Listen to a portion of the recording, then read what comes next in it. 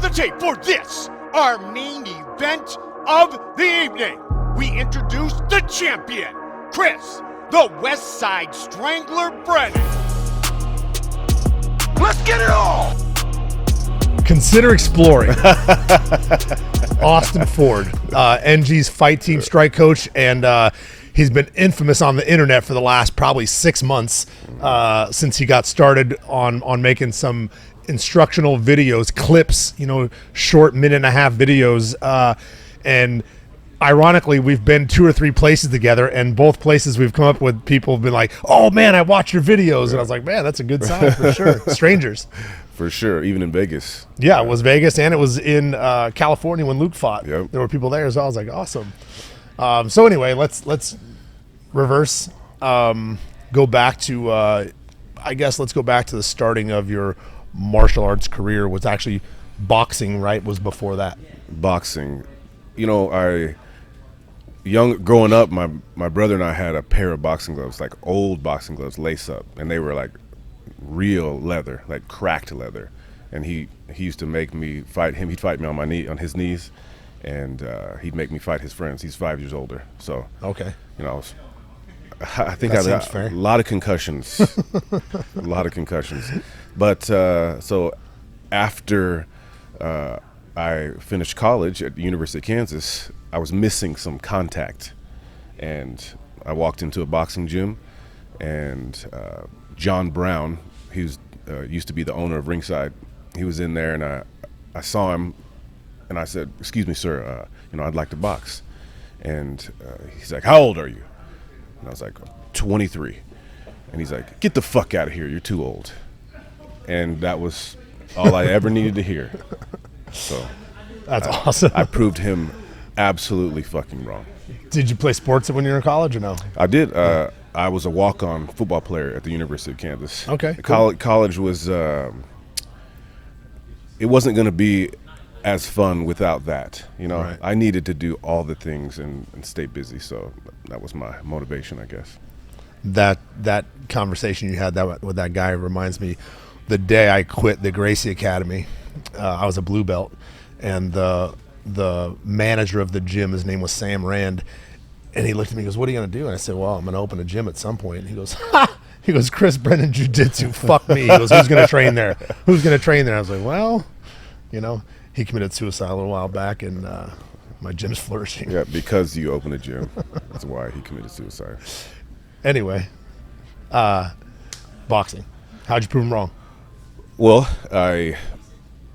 we was at a Gold's Gym, so he shortly after that left to open his own gym. It's called Turner Boxing Academy in Turner, Kansas, like in Wyandotte County. Okay. And he left behind just a few kids and myself and really my first boxing coach, Dave Lubbs. And I quickly became like the strength and conditioning coach of the team. I was an athlete and well versed in strength and conditioning, so right. I immediately did that, and I learned the basics from Dave, and then I guess it just I was really hungry to learn this new skill. I'm a learner, and I want if it's foreign to me, I'm gonna submerge myself in it, and so I did. So in about 3 years, I got 5 fights. That was back in the days of smokers, real smokers. Like the original smokers are from, guys just show up, they bring their passbook, you shuffle all these names around and see if there's some matches, and it comes from smoking cigars in there, so a cigar-filled boxing. So, but nowadays it's just fights at a gym. Yeah. We used to do a thing in San Pedro, California called Cage Combat, and it was the same. It was the MMA-based smoker where guys would show up and kind of, you two look about the same size, you two look right. about the same size, what's your experience? Yeah, you two, and then fights would happen. Right. It's pretty cool.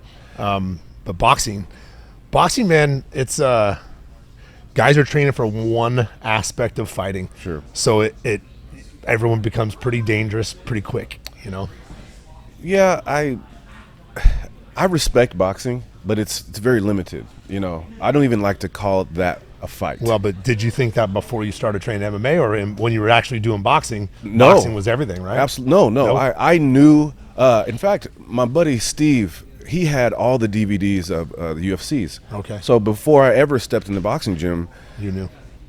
yes, I knew about MMA, and I didn't go, I could do that. I did not do that, because if you have any common sense, you can look at that and go, no, you fucking can't do that, Right. unless you train, Right. But, I did realize quickly that, because I had lots of fights before I started fighting, but I realized quickly, whatever I thought I could do, that wasn't real, Right. and so quickly I was humbled. The very first punch that I took to the nose was a straight right hand, and it separated some cartilage in there, and it sucked. In a fight or in training? In training, sparring. My very first day of training is Yeah? what caused me to have to get nose surgery later on. But yeah, it was 15 seconds into my very first day of training, I just got my face splattered in a boxing gym. And something funny is that I ended up being the kid's coach. Like he whipped my ass, and then within a couple weeks, he couldn't touch me. So I'm a quick learner. And then I took care of him. Like, he'd come to the gym smelling like smoke. Like, his whole bag, his whole shit smelled like smoke. I was like, you can't come to the gym smelling like a pack of cigarettes on an ashtray. So I would take all of his stuff home every night after the gym, and I'd wash his stuff and I'd bring it back to him. So Awesome. yeah, That's awesome. yeah. I always knew I'd be a coach. Always. Yeah. Yeah. So you fought, what'd you say, 4 or 5 times? Fought 5 times. 5 times. And it was difficult because even the smokers or the local shows, they go into your passbook. Yep. Nowadays it's just the wild, wild west, and we're just fighting. And in boxing, they need to know how many fights you have. Right. So it was very official. So I had 3 fights. I won those 3. I dominated those 3, and then I had a 4th fight in the Ringside World Championships, and I cut from 217 to 178 in a month. Yeah. And man, I was like, man, I'm lean, I'm trim. I saw the guy. I had a bye in the first round, so I got to watch him fight. I was like, man, I made a video, put it online about like Lil Wayne show me my opponent. I was like, I was gonna wreck this dude. I was gonna win the whole thing, and I got my fucking ass whipped. I mean, I got bloodied up. Like, I couldn't hit the guy. Nothing hurt, but he fucked me up. Like, I couldn't stop him from hitting me, and I was bleeding so bad. And the referee brings me over, and because they'll stop it if you're bleeding real bad. Right. In amateur boxing they're really careful. Some refs are really way too cautious. Okay. And I go to the corner, and he pinches my nose so hard to stop the blood, but I couldn't breathe for a week after that. Like, that's not how you do it. Right. Yes, you can stop a bloody nose like that, but you're ruining a guy's nose when you do that for a week. And he whispered in my ear, he's like, you want me to stop the fight? I'll say it's because of your nose. Just tell me right now you want me to stop the fight. I didn't even fucking respond to him. I just walked right back out there and continued to take my ass whipping. Nice. And so after that, I was 3-1. I entered my team and myself in the local Golden Gloves, and I did win that. So I was a local Golden Gloves novice champion. Sweet. Yeah, and my team won the team trophy. Oh, beautiful. Right. That was what I was most proud of. Right. I'm sure. Yeah, I'm sure. absolutely. Coaching. And then I could not fight after that. I think I could have, maybe I was a little bit of a pussy for listening to the doctor's advice for me not to fight from this eye disease I was diagnosed with. But because I spar now, I don't get hit too much, right. And I don't know what it is. My radar it protects my eyes. Even jiu-jitsu, I used to roll with my eyes closed because I was terrified of getting my eye poked, But now, I don't know. Maybe I'm blessed and somebody's looking out for me. Sweet. So that led you into coaching? Led me into coaching. I knew from a very young age that I was going to be a coach. Yeah. Very, very, maybe, freshman, sophomore year of high school. I knew that's what I wanted to be when I grew up. So, I coached the boxing team for a few years. And then I met someone named Tony Davis, and he was an MMA fighter. The Dramakazi. I've told you about him. Yeah. He's a character, but I love him to death. And he asked me to train him, an MMA fighter. And so I was like, of course, because boxers say that MMA fighters, they can't punch, they can't box, they suck, So I don't like that at all. So quickly, I started calling it snitching on boxing to MMA fighters. And then the word got out, and, it's just like with anything, if you get better every single time that you do it, if you do it every day, you just put those days in front of each other, and there's no stopping. So that's what I did. I started, I never stopped, and gosh, as I talk about it, I realize now how long this has been. It's been a long time. 18th year. Really? This is my 18th year. Yeah. As much as I fought, I always wanted to be a coach as well. I always wanted to teach. I taught all my brothers how to tie their shoes. I taught them how to do everything. And then as soon as I had enough money from fighting, which was fight 5, 6, I fought in the UFC for my 4th fight and my 5th fight, I came home and opened a gym. As a blue belt. Mm-hmm. I just wanted to teach, so I kept fighting, but I was, really, really wanted to be a teacher. Right. And my whole life is service of others, I find that's my purpose, it was never money, it was never accolades, I do enjoy being a trained fighter. Sure. You know what I'm saying? Like, obviously, there are so many people that whip my ass, but, I'm on a different level of these humans. I enjoy that. Oh, yeah. I really enjoy that. But helping others, that's my passion. And I have done it so much that I consider it like my karma credit card. Right. It's a black card. It's loaded, because I really have selflessly helped so many people. And for what? Nothing. Right. That's awesome.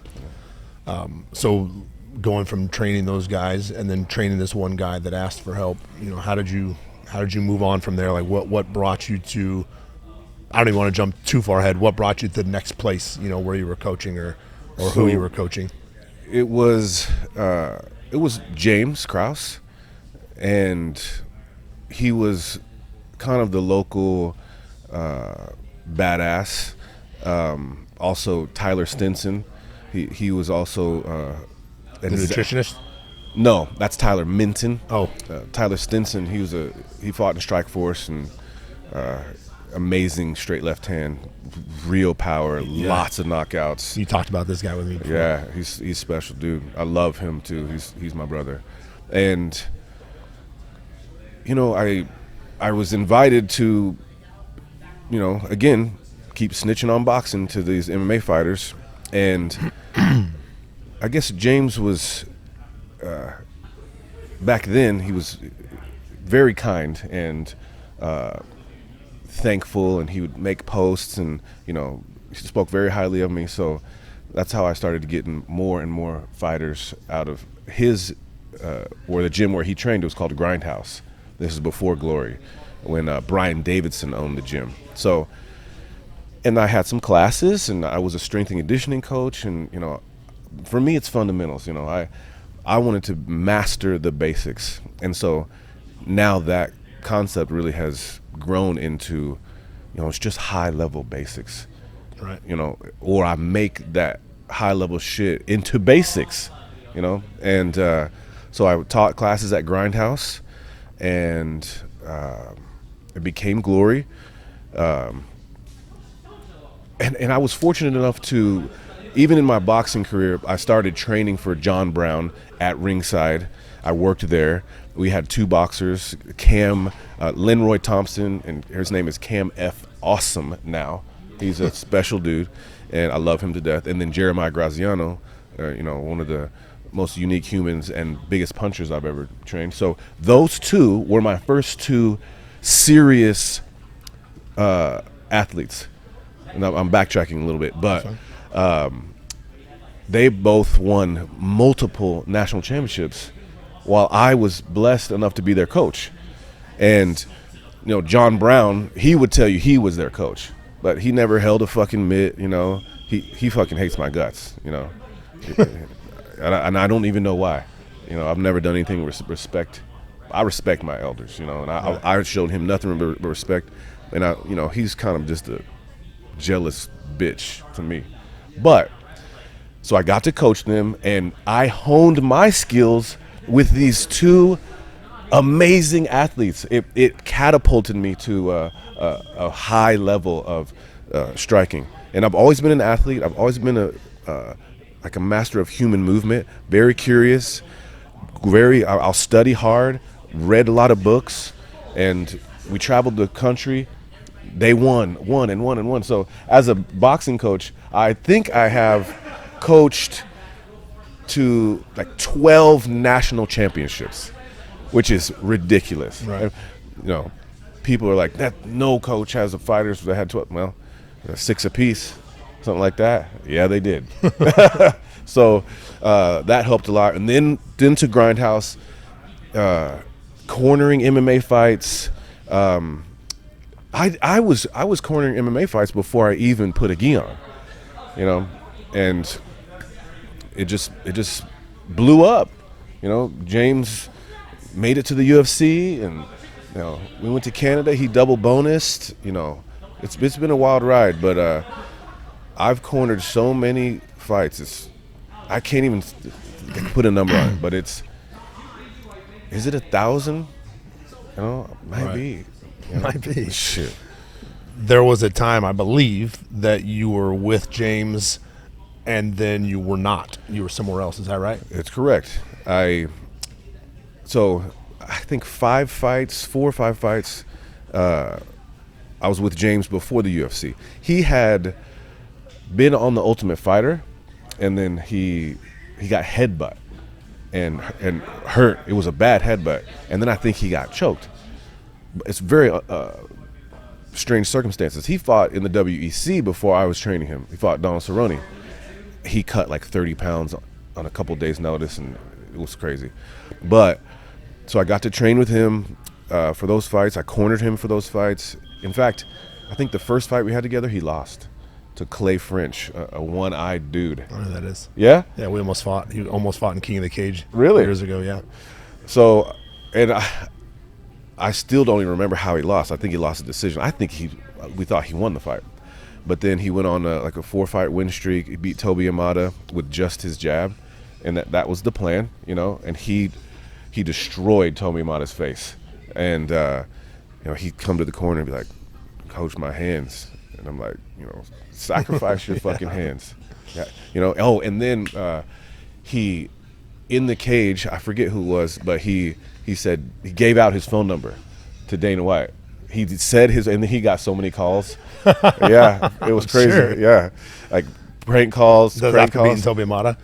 I think this was the fight before. Okay. And then after the Toby Amada fight, he said something like, you have my number, you know, Sean Shelby, give me a call or something. We have so many connections. Me and Toby Amada. I beat Toby Amada in the Austin Open in a grappling tournament. Yeah. and knowing Clay French as well. It's weird. This is a small community. It's a small world. Small. And so then he got into the UFC with Sam Stout, double bonus. That was great. Jamie Varner, Bobby Green got kicked in the nuts 3 times. That was bullshit. John McCarthy dropped the ball. He owes me an explanation. He wouldn't explain to me. I was kind of heated. Man, I was younger, you know, but I wanted an answer, and he basically told me to get the fuck out of his face. But you know, James was very humble about that, which I don't think I liked that. You know, yeah. I would be pissed. Right.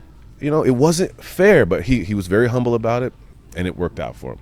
And then the Masvidal fight, I think that was our last fight together, and you know, I got hired by Burt Watson to be a cut man in the UFC, like I wanted to be a cut man. I love wrapping hands. Trevor Whitman really leveled my game up on that, and so I pursued that. And Bert's like, all right, show me, So I think I wrapped Rudy's hands, and he was like, all right, we're good to go. And he said, you can't corner any fighters anymore. And so I turned down the job for James and Tim. How did I forget about Tim? Tim's been in the mix since the very beginning. Already? Too. Yeah, okay. for sure. And I think I'm at like 12. I've cornered 12 fights in the UFC now. But at that point? Yes, right. And so after the Masvidal fight, I decided I wanted to take that job, because I turned it down a few fights before. But I did that for James and Tim, turned that job down, and because, and I'm just going to be honest, we were on the fight trip, the Masvidal fight, and we had like 3 other guys with us, and I wanted to take care of my guy, and this is probably immature of me, but they were all up his ass the whole time, and so I kind of sat back, and it kind of irked me. Like I wanted to be in control of that, and I just of James on fight week, right? Yeah, and so I kind of made me go like, you know what, he's fine. He's got all these people around him taking care of him. What am I even here for? And I think that happened a couple fights. I felt that way, so I decided I'm just going to do me. And so I took the job. I talked to Bert again, got the job. Then he quit, or Bert quit or got fired. I don't know if he quit. So he was no longer with the the UFC. MMA community was upset when that happened, for sure. Right. I was glad to see him land in Bellator. For real. Yeah. Him doing the same old we rolling, at Luke's last fight. Man, yeah, he's only been there for us, I think, for the last 2 or 3 fights. But the first time we walked in, I was like, "Are you working here now?" He goes, "Yeah." I was like, "Hell yeah!" So I was so stoked. We rolling. Yeah, your night, your fight. Don't leave it to the judges; they'll only make you cry. But and when I saw him, he remembered me. I love people like that. Sure. Because he know how many faces he's seen, but he remembered me, and I really respect him, and I'm honored that he did remember me. So he's out of the UFC. I don't have that opportunity, and my wife at the time, she always wanted me to have my own gym, because that's the goal, right? Sure. Even when you start coaching, like this coach sucks. I think I could own my own gym, and you know what? I'm going to work towards that. So she made up a business plan, and she was amazing about that. So I actually did open. Oh, backtrack. Sure. Tyler left to go to Colorado to train with Trevor Whitman, and my whole family, we all moved to Colorado to follow Tyler, and that's the kind of coach I am. Right. I'm kind of an old school coach. I like that. Me and Cam and Jeremiah, me and the kids, just me and Tyler, and that worked out. We came back after about a year, and then I did open my own gym. It was called Brass Boxing and Jiu-Jitsu. And were you the jiu-jitsu coach? No. Hell no. So I had some great instructors. Josh Littleton, he's a black belt now. I still hear he's a big part of my jiu-jitsu. Farron Otis, Brandon Crowley. Nobody knows him, but he only wore a purple belt because his instructor died. He said he never wanted to be promoted by anyone else, but he was a black belt. Hickson style, pressure, nasty connectivity. I learned a lot from him too. And so I was the boxing coach. I'm going to hire someone that's, if I can't do it, I'm going to find somebody who can. Right. I'm not going to pretend that I can do it, And I think at that time it kind of separated me from the Glory community, because I'm over here at Brass, you know what I'm saying? I still had a bunch of people come in and training with me. From Glory? Yeah. I mean, a handful, even Tim used to come to Brass. And, you know, someone who will remain nameless, you know, a dirtbag that I won't even mention his name, but he'd come too. But, you know, just kind of separated me from them. And I don't know if he ever forgave me for that. I don't know if James ever really forgave me for that. For leaving? Yeah. Right.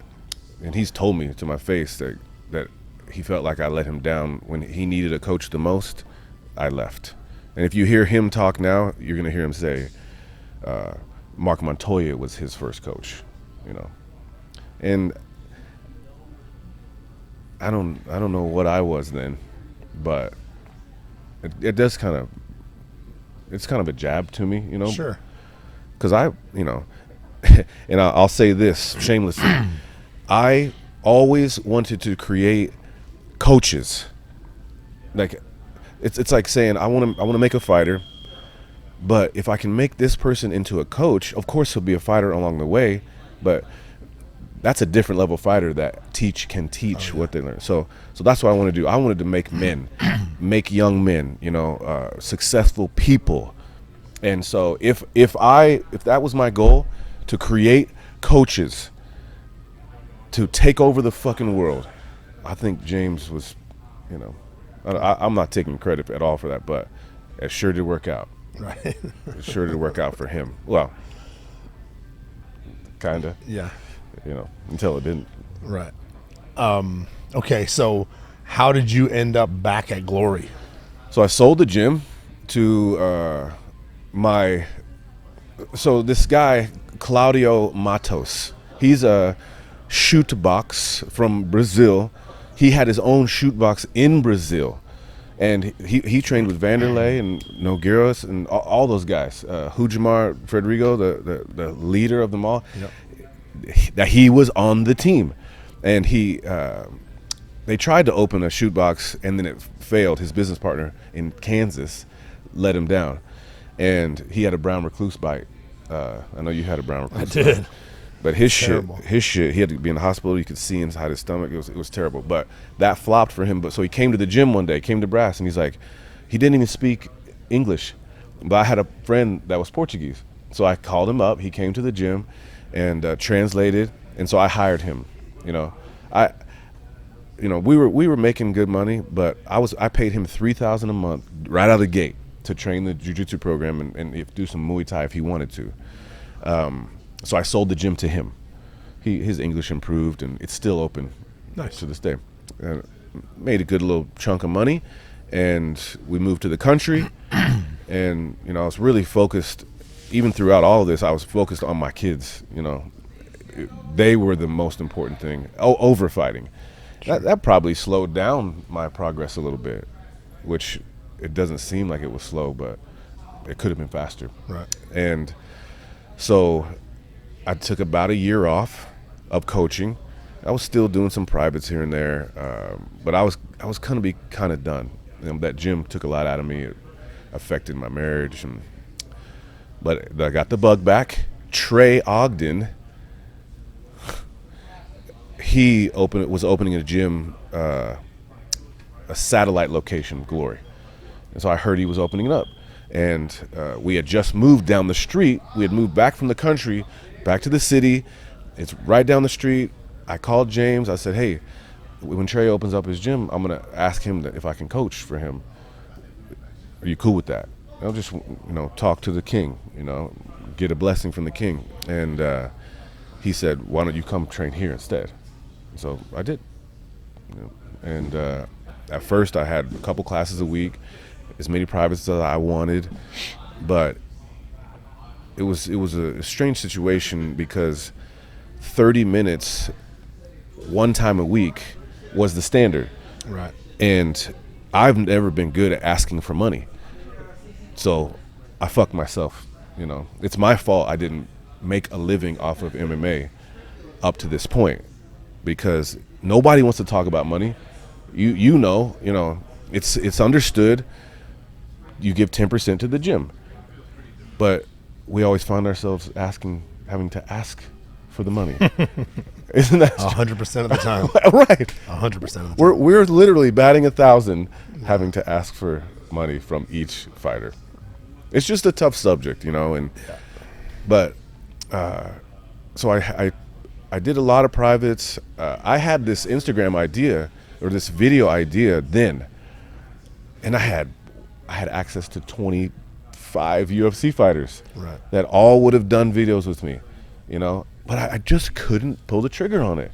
I don't know what it was, and when I came back, I didn't feel like I was me, that I felt like I was an outsider. Yeah. And I had to re-earn that whole fucking room's respect when I thought I had the whole city's respect. And I think James could have said, hey, most of you know who he is, but if you don't, just know this guy's a fucking OG. He's my first coach. That would have been nice. And everything he says is gold. A lot of the things I do, I learned from him. A lot of the things I've taught you guys already came from him. He is part of my, my craft. And you show him the same respect you show me, and we had a problem, no problem. But he didn't say any of that. So I had to earn fucking respect. Yeah. And it was good for my soul. It humbled me. I'm sure. Yeah. I'm sure. And so you came to the gym, and even when you came to the gym and you brought Lucas, and I'm like, I watched James show you so much fucking respect. He's like, this is the man, is MMA legend. I remember having this conversation with you. I recognized you. Yeah, about how he brought me in and how he introduced me to everybody, and then how that never happened. Nope. With you. And did you see how everyone respected you? Right away. Right away. Yeah. And glad to have you come back, and they're hanging on every word that you're saying. Shit, I was, and that's a tough pill to swallow, Hey, it all worked out. So let me talk real quick on this subject, because you end up with a hernia, right? Mm-hmm. Got surgery, and we're sitting on the sidelines. Well, I was sitting on the sidelines watching Lucas, train. Me and you talked a lot. Yep. One or 2 days, on the bench. Yeah, talked a lot on the bench. and as I'm listening to you talk, I'm like, so I see this guy here. He's here, but he's not. Like James uses you for every technique. You were just there, but you weren't getting. I'm like, this guy's the hidden secret in this gym that nobody knows about for some reason, and I can tell, and every time I watch you teach someone or correct something or do a private, I'm like, who the fuck is this guy, and why is James not talking higher of this guy, or why are they not, why is he not running this part of the practice, or why is, and I know it was you, James, and Jason. Sure, and Grant for a while. Grant wasn't there when we got there; he was already gone. Mm-hmm. So it was just you three in practices, and I watched him and Jason a lot, and they did their thing coaching. Cornered all the fights. Yeah, but I just was like, this is I didn't know the whole story, so I wasn't sure why does this guy seem to be so freaking knowledgeable and such a good coach and teacher and yeah, I mean, that's what you said. 100%. You called me a teacher. That's way different. Yeah. Way different. I would rather be a teacher than a coach. Right. Like, I'm going to coach you, but I'm going to teach you first. Exactly. And then it'll be easy to coach you. Right. And I've always wanted to teach people. You can coach them all day long. You don't get that light bulb moment where they're like, oh, that comes from teaching. That gives me a hard on. For sure. That's my favorite.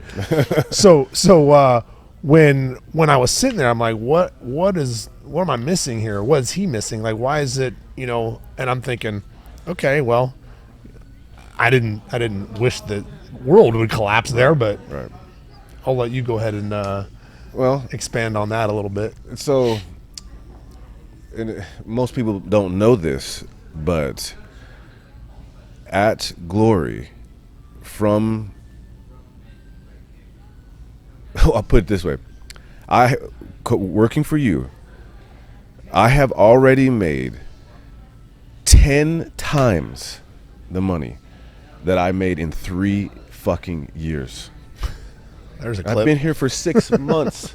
I've been here for 6 months, Yeah. you know, and that.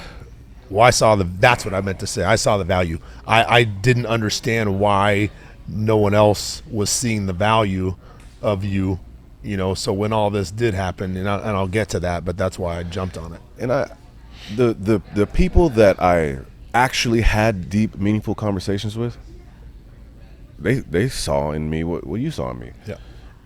But it tended to be the not the ones that were, you know, the top of the pecking order. Right. You know, there's some confidence that comes with that, and they're so loyal to James, you know. And if and like Grant and James, or really Grant, he would say, if my friends don't like you, I don't like you. Dude, it's a castle. It's a very much of a big time group, you know. And I did earn my respect back. I did, but you know, I want to talk at the beginning of class. I want to talk after class. I want to be animated. You know, I want to change your whole day with a post-practice speech. And that's very natural for me, but I had to shake nerves to do that in that room. Yeah. Just fucking because I was earning respect Felt back. like you had to convince everybody. Exactly. Yeah. Exactly. And then, so I had many people on there that, you know, we'd have these private conversations, and kind of like this one, you know. This one's super private. Cat's out of the bag. So, you know, I moved on. I got some respect, honing my craft. I learned a lot watching James teach in that room. It was basically my PhD, you know. It took me to a doctorate. And so I'm very thankful to James for that. But where are we going with this? How it ended? Yeah, you can go ahead and go to how we can cover all that, and then I'll go to how I came into the picture. So the scandal, without flipping over any cases that are still pending. Right. And I'm not here to disrespect anybody, but you know, I'm here now. You know, I'm an NG coach, and I wanted to be a glory staple, you know, and I tried, you know, but I didn't get invited to gamble. You know, I wasn't making any money, you know, and I think I would have tried to make some money. I was desperate, you know. I wanted to provide for my family. Sure, of course. But I don't want to walk away from this dream, or this, because it's a blessing that I can see fighting the way I do. It's like being able to speak English. It's the hardest language in the world. I don't remember learning English, right? And I'm fluent in English effortlessly. You know, I can enunciate. My vernacular is deep, but fighting is the same way to me. It's a gift, so that's why I give it away, and I'm thankful for this gift. I have lots of gratitude for that, but I didn't want to let it go. You don't. If you're really, really, really, really good at something, you're gonna walk away from that, because there ain't much that I'm really, really, really, really good at. So I wanted that you're passionate about also. Exactly. And so when the gambling and the Derek Minner fight, you know, when that happened, the UFC said that none of the fighters can train there. I could see, even before, I could see, like, this place is not the same as it was before COVID. You know, shit just got weird, you know, and I've talked to several people, and they're like, what's going on? Is something going to happen? And I don't know. I'm here, you know. I'll just do the same thing every day. And sure enough, no more fighters. And then you could feel that there was going to even be a bigger change. Like, okay, so no UFC fighters, we're still going to be training, but there's so many in there that are on the cusp of the UFC. Right. And then it kind of just dissipated. So we had one more fight in FAC, and Gage Young, we were working for his fight, and he's a special dude. Yeah. So I was training him, and I think Gage and I did the most sessions out of anyone in the gym. I did the most with him. So I wanted to see it through to the end of that, and then I was going to be done with fighting. Absolutely done with fighting. I had been playing so much golf. I played 172 rounds last year. And I was going to, test to be a PGA professional. Not a professional golfer, but a PGA professional, to be able to teach. And you have to be good. You have to score to do that. There's a test. But I was walking away. And in fact, I had told the gym that I was done. And then I think you called. I called Will Starks. Yes, he's the one that brought it to my attention. Will was a fighter out of my gym, and he's from Missouri. He ended up leaving, going back to Missouri, and when me and Lucas were up there training, Will walked in, and I was like, "Are you here?" And he goes, "Yeah." So we kind of talked there a little bit, and then by the time we left and came back, and all that went down, I ended up calling Will. I said, "Hey, what are you going to do?" He goes, "I was just talking about it right now." And I said, "Okay." And I said, "Well, I think you should come back here." And I believe you walked by or something. And he said something about Austen. I said, "Well, that was my next question, because what is he going to do? Because I will see the value in that guy. I will bring him here. I will make him, feel the way he wanted to feel and run the show. You run the striking department, and with no restrictions. And I think I told you that when you came. I said, you are free to do whatever, and when I take over my side of the grappling department, same thing, and we'll mesh the MMA part together. And you were still like, but can I? I was like, whatever you want. Mm-hmm. Like, whatever you could have taught them the freaking Karate Kid train. I'm like, well, it's probably going to work. He's a great coach. Yeah. So that was my deal there. Once I spoke to him, and then he spoke to you, and you were interested, I was like, oh man. I said, if he comes, all we need is a couple more guys, and then our team will start to grow. Mm-hmm. And at that point in time, it was Lucas, Delmer, Garrett, and sometimes Ty when he wasn't in the DR. Mm-hmm. And that was our whole group. Right. So that's why I was bringing Lucas up there, because he needed to be pushed. He was fighting at a high level, mm-hmm. needed high level training partners, and coaching. And so that's how, and then sitting next to you those few days when you were off the mat, again, I saw the value, and then all of that fell the way it did, and here we are. And it's proof that you introduced me to these, to the core four, right? And when you got here, how many were here? I think it was 5 max, 4. Yeah. And then you're like, hey, this guy comes from glory. You speak very highly of that room, and even James. But this guy, this is the fucking guy. Oh, I talked about you for weeks before you got here. Oh, really? Oh, yeah. From the second we hung up, right, and you decided you were coming, It was every day, everyone on the mat, I can't wait till Austen gets here. Yeah. I can't wait till he gets here. I can't wait till he gets here. Yeah. So I made sure that that's how you landed here. And that's all it took. You supporting me, you believing in me. I could cry thinking about it, but it changed my life, man. And I'm free. I am the same guy.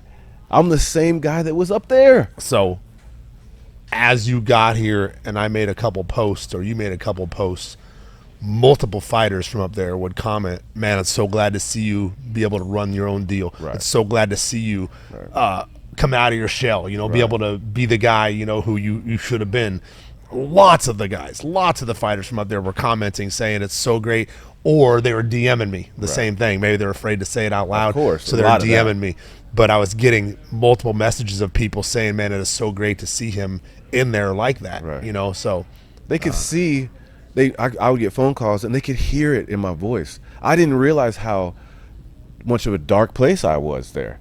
Still just showing up and kind of teaching.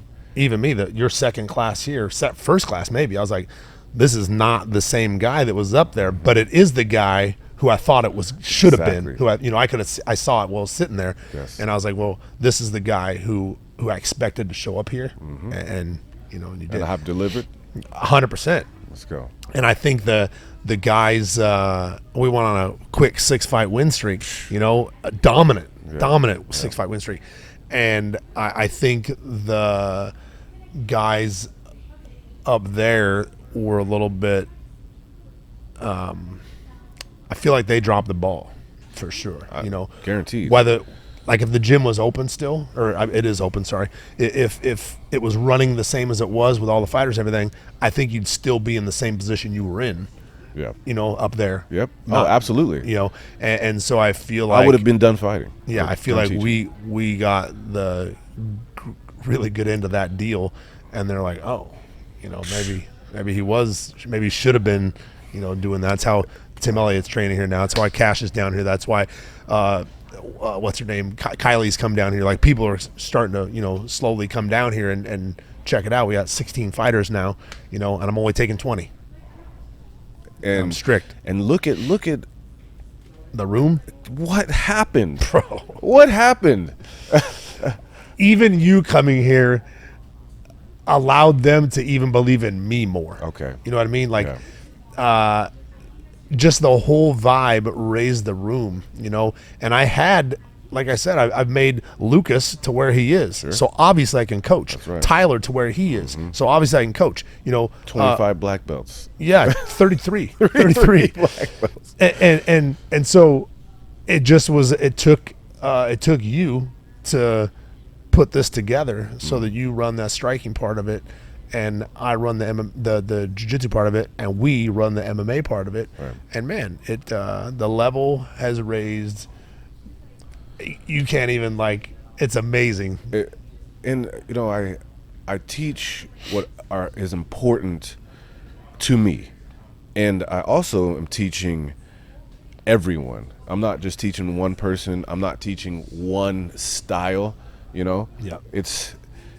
It's a concept based, and it's like a big. Oh yeah, everybody's different. You got to coach that way as well. Absolutely. It's this big barrel of stuff. I'm like, oh, that's tight. I'm taking that.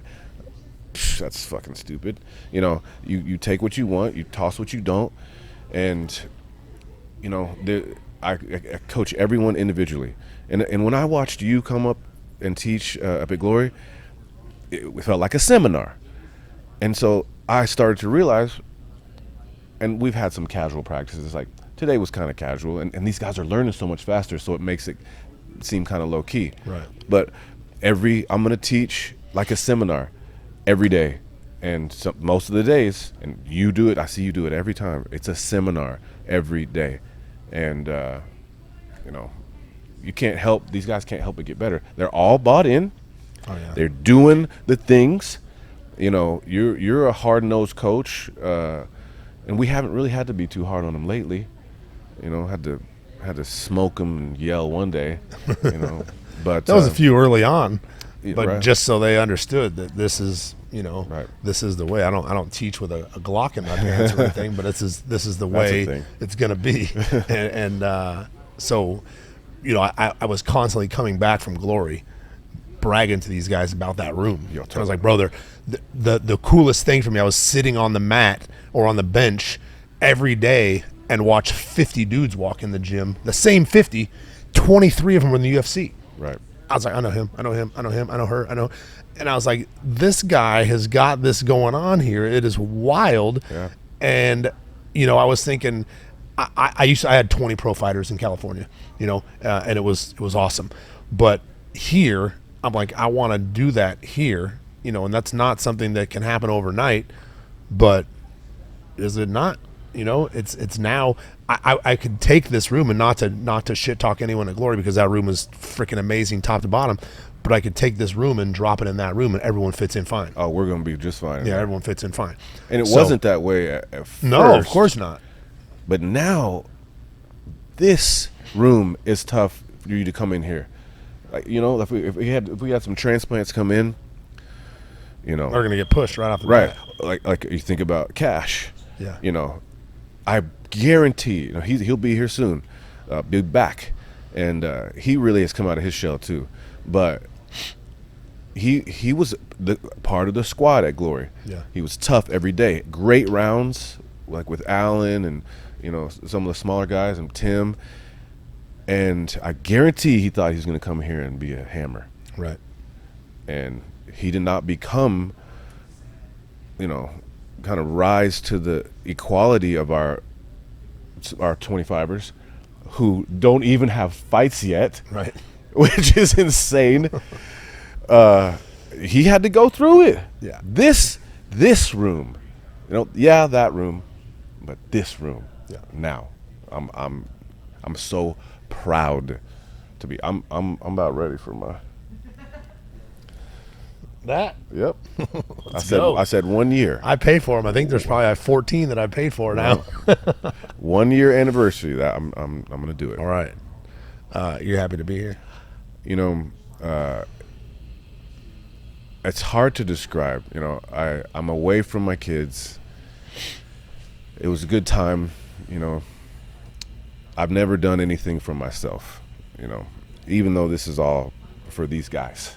Right. You know, and for Lucas, and you know, I feel like I'm also here to support your dream. You know, because you'll do anything for Lucas and Tyler. You were coming here for him, regardless if anybody else was. Right. Gonna be there. I was making sure that you were going to come here and coach him full time. And damn, I'm looking at him today. We did a private today. I'm like, it's working. You know, not only just working, but someone's holy gonna get knocked shit! out. I'm telling you.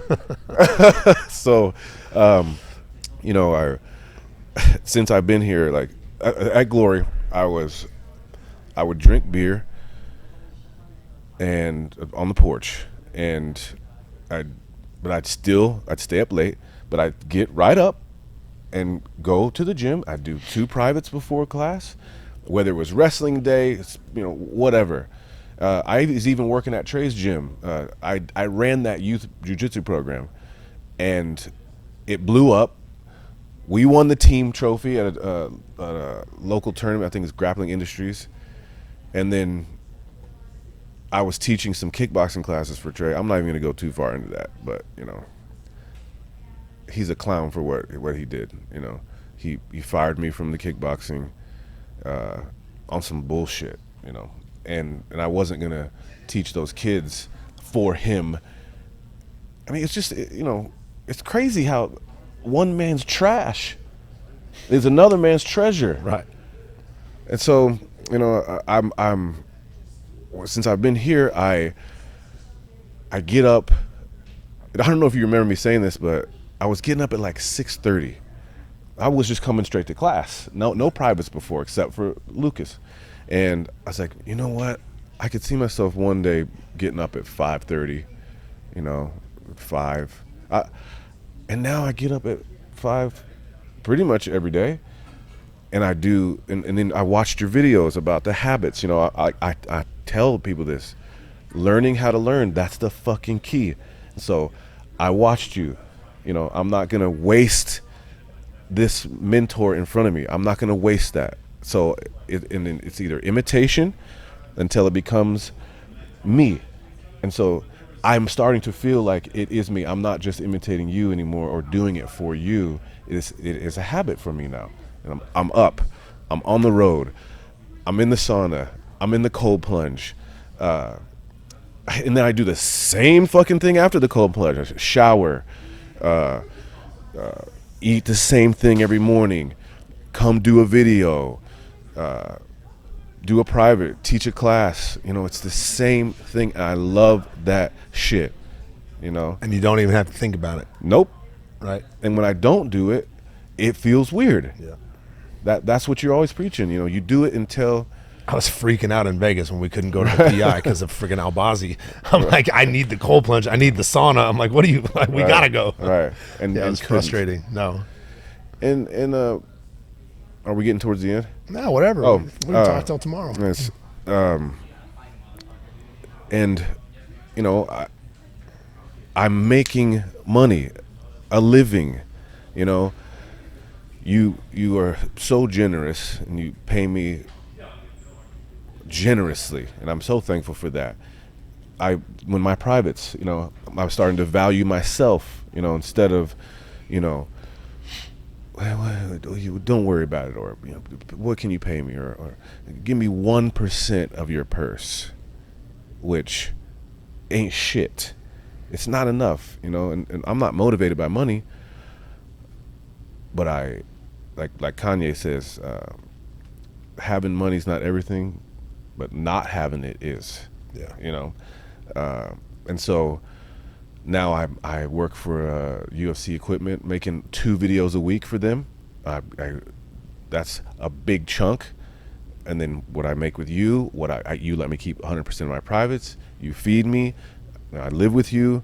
You know, I feel independent. You know, I feel like, you know, I'm really, for lack of a better term, I feel like a grown ass man. You know what I'm saying? You've leveled me up in so many ways, and so I'm forever grateful to you for that. And I trusted you with my life. Even by coming down here, that's trusting you with my life. Sure. And you have handled that and protected me, and you know, I'm forever indebted to you. I couldn't make these videos, you know, because making videos, it feels like bragging to me. You know, it feels like it's trite. It's for attention. You know, some clown on the internet today was, you know, telling me that I was greedy, and I was doing this for views and just so I could make some more money. You know, whatever. You know, but I found value in myself, and I'm like, fuck it. I'm gonna teach. I'm gonna teach online. I'm gonna share this knowledge. And so, like Russell Brunson, he's a co-founder of ClickFunnels. Yep. He says, if you post a video content every day for a year, you will change your life, and you will find your voice. And so that's what I said I was going to do. I'm going to post a video every single day, and it has evolved, and I'm just a testament to showing up every day. Not only is the quality better, I have a catchphrase. Yep. The video quality, like I'm like, I look at the first videos and then look at these now. When did this happen? When did I go from 900 followers to 40,000 followers? Every day, yeah. You know, and so I'm having a lot of fun, and I have some plans. I have some plans to make some money off of these 18 years. You should. Right? Why shouldn't you? I earned it. You can't be on the mat forever, but you can make those forever. And that'll just constant. I have a big plan, and you know, I could have walked away. I was walking away, you know, like 3 feet from gold. Right. I reeled you back in. You saved me, and without you, I guess I'd be chasing that golf shit. You know, I still play as often as I can, but I'm a better version of me, right? And so, like, now that I have some money in my pocket, you know, that is revealing my character. It's not, because that's what money will do, right? That's what they say. And what it's revealing to me is more discipline, more service, more fun, more dynamic. You know, like some of these people that are following me, like Michael J. White followed me, and now I'm like, can I choreograph some fight scenes in a movie? Right. I'm gonna track that. You know, could I be in a movie? Fuck it. You know, something's gonna happen. Right. And I'm here for consistency. Right. Staying consistent with everything, and it just falls into place. And again, why shouldn't it? You know, I deserve it. That was a hard thing for me to grasp. Money's not everything, but when you are doing something you love in service, once you have money, you're able to do it even more. Yes. I would have fought for free my whole life if I had money in the bank, right? I would teach for free right now. I would continue to show up every day to teach right now if I was independently wealthy and there was money in the bank, because that's what I love to do. And it'd be easy, simple. I wouldn't have to worry about anything. I wouldn't even charge people. I'd just be like, come on, come on, let me teach you. I'm already, I've already have this, so it does provide, a bit of freedom. Yes, for sure. Yeah. So that part of it is nice. And now, I'm getting my own place, be able to have my kids down, and like I can see a future. At Glory, I was just like, what am I doing? What am I gonna do? I was just showing up, and here I don't drink, I don't smoke, I lift. I'm fucking jacked now. I showed up with a dad bod, and now I'm, kind of hard bodied now. So, and I love lifting weights now. Everything, the clouds got out of the way. The sun came out. That's what you are. You're the sun. And I'm basking in it. I appreciate it. We love having you here, brother. Let's do this again sometime. Let's go. Cool. Thank you, sir. Break down some fights or something. Cool. Thank you guys so much. Hey, real quick, where can they find you? You can, if you'll consider exploring, following me on Instagram, Austen Ford. That's it. AUSTENFORD at Austen Ford. His Instagram's blowing up. His videos are up daily. Follow him, please, and then like, share, and subscribe to the video. Thank you. Peace. It is all over, just like that.